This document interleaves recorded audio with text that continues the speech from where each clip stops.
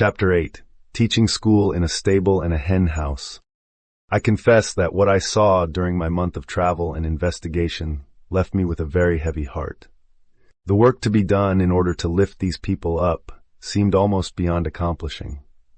I was only one person, and it seemed to me that the little effort which I could put forth could go such a short distance toward bringing about results. I wondered if I could accomplish anything, and if it were worthwhile for me to try. Of one thing I felt more strongly convinced than ever, after spending this month in seeing the actual life of the colored people, and that was that, in order to lift them up, something must be done more than merely to imitate New England education as it then existed.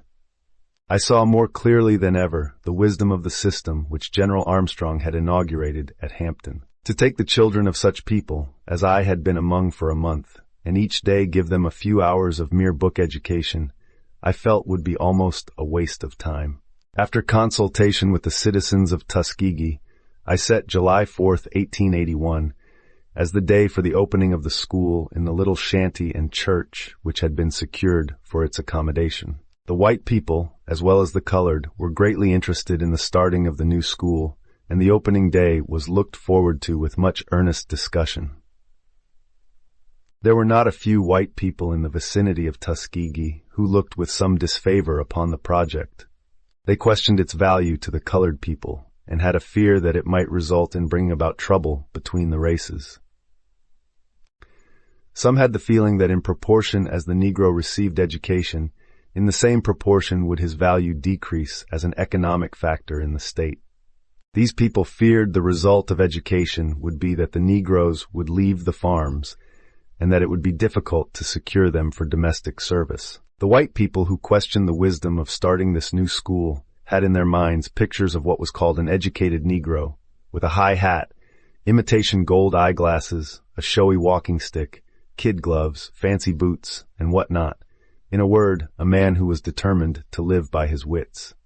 It was difficult for these people to see how education would produce any other kind of a colored man. In the midst of all the difficulties which I encountered in getting the little school started, and since then through a period of 19 years, there are two men among all the many friends of the school in Tuskegee, upon whom I have depended constantly for advice and guidance, and the success of the undertaking is largely due to these men, from whom I have never sought anything in vain.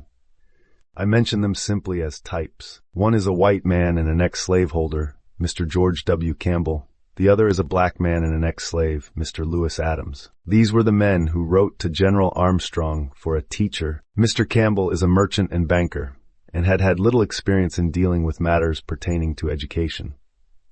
Mr. Adams was a mechanic and had learned the trades of shoemaking, harness-making, and tinsmithing during the days of slavery. He had never been to school a day in his life, but in some way he had learned to read and write while a slave. From the first, these two men saw clearly what my plan of education was, sympathized with me, and supported me in every effort. In the days which were darkest financially for the school, Mr. Campbell was never appealed to when he was not willing to extend all the aid in his power. I do not know two men, one an ex-slaveholder, one an ex-slave, whose advice and judgment I would feel more like following in everything which concerns the life and development of the school at Tuskegee than those of these two men. I have always felt that Mr. Adams, in a large degree, derived his unusual power of mind from the training given his hands in the process of mastering well 3 trades during the days of slavery.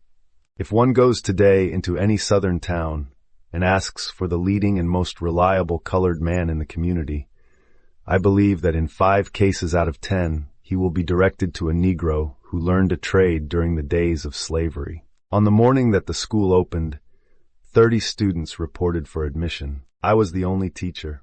The students were about equally divided between the sexes. Most of them lived in Macon County, the county in which Tuskegee is situated, and of which it is the county seat. A great many more students wanted to enter the school, but it had been decided to receive only those who were above 15 years of age and who had previously received some education. The greater part of the 30 were public school teachers, and some of them were nearly 40 years of age. With the teachers came some of their former pupils, and when they were examined, it was amusing to note that in several cases, the pupil entered a higher class than did his former teacher. It was also interesting to note how many big books some of them had studied, and how many high-sounding subjects some of them claimed to have mastered. The bigger the book and the longer the name of the subject, the prouder they felt of their accomplishment. Some had studied Latin and one or two Greek. This, they thought, entitled them to special distinction. In fact, one of the saddest things I saw during the month of travel which I have described was a young man who had attended some high school, sitting down in a one-room cabin, with grease on his clothing, filth all around him, and weeds in the yard and garden, engaged in studying a French grammar. The students who came first seemed to be fond of memorizing long and complicated rules in grammar and mathematics, but had little thought or knowledge of applying these rules to their everyday affairs of their life.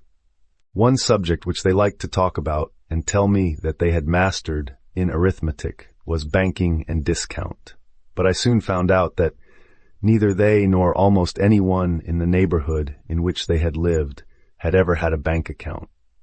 In registering the names of the students, I found that almost every one of them had one or more middle initials. When I asked what the J stood for, in the name of John J. Jones, it was explained to me that this was a part of his entitles.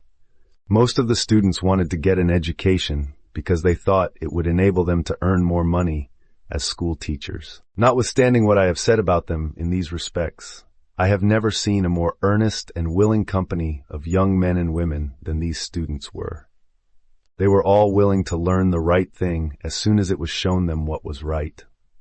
I was determined to start them off on a solid and thorough foundation, so far as their books were concerned. I soon learned that most of them had the merest smattering of the high-sounding things that they had studied.